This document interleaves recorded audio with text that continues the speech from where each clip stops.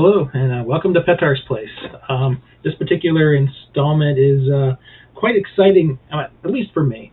It's primarily basically discussing and telling the story a little bit of the Fujinet device that's working for the Apple2 Plus.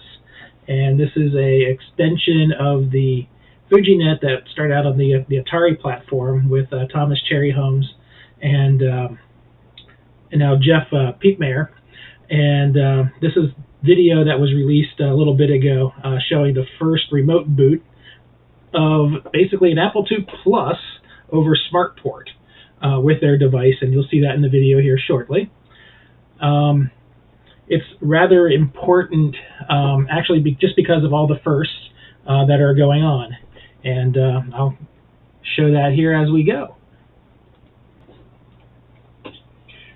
All right, so on the screen there you can see the actual device that's interfaced into the Apple2 Plus that they're using to test with. And in this particular mode, they're setting it up as essentially a bootable block device over SmartPort. So it's actually quite the achievement, since it's, well, first it's SmartPort on an Apple2 Plus. So you got the 8-bit microcomputer set up. And now here you see it basically booting Total Replay, which is a full 32 meg ProDOS volume with a couple hundred games on it for the 2 Plus, and it does some auto sorting whether you have a joystick connected or not. So yeah, he's going through a few of the games, you know, Jumpman, between the regular boot, and just the fact that, you know, you can see all the packets that they're actually pushing through there, and I believe those are the SmartPort packets that they're monitoring back and forth, and that's rebooting off of a server on DigitalOcean, and just working. One of the neat things about this is the fact that not only is it SmartPort, but it's also SmartPort being launched off of a Super Serial card that has the version 1 do-it-yourself SmartPort code in it.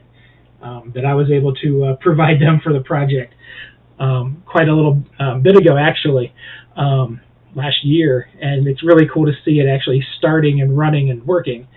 So in this particular case, the Super Serial card had its ROM removed, replaced with the replacement code.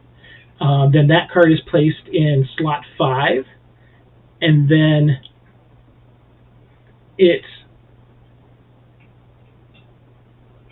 basically rerouting calls and devices, because normally it would actually boot into slot 6 when you start up, so go to the disk controller card. But when I do the PR number 5, that is where it will actually kick over the actual block device. It'll basically boot up as that block device that's assigned on, I'm assuming this is still slot 5, disk 1. So instead of it going into the SmartPort code on slot that would normally extend out to slot 6, which is where we'd normally plug in the SmartPort devices, or maybe it is. So I'm guessing, yeah. So I guess their SmartPort physical port, the DB19, would plug into that spot on a regular Unidisc DB19 version of the card in slot 6, and then that goes out to the internet. It's just kind of mind-blowing to me that this is even functional and working, and this is apparently the first time that it was brought up. So it's kind of an amazing feat there. So yeah, I'm excited. There's a whole lot of new stuff going on with this particular project, and it's just the start. Now that they've got block mode working, pretty certain that they will extend the rest of the Fujinet libraries over to the Apple II world. So we'll get stuff like running remote access, doing, you know, whether it's Telnet, doing some HTTP offloading. It's some really cool stuff that is about to happen, and this was the first of it. But I just wanted to put it out there why this was so exciting and important. All right, thank you for stopping by.